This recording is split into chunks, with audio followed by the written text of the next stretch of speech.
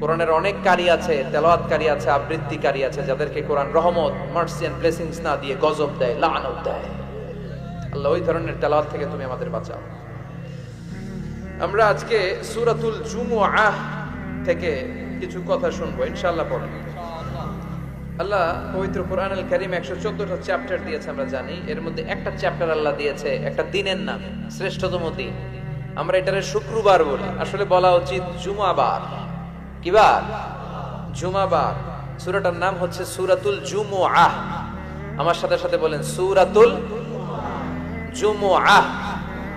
সবাই বলেন সূরাতুল জুমুআহ। অনেকে বলে ফেলে জুমা, জুমা। আসলে আরবিতে শুদ্ধ উচ্চারণটা হচ্ছে জুমুআহ, সূরাতুল জুমুআহ।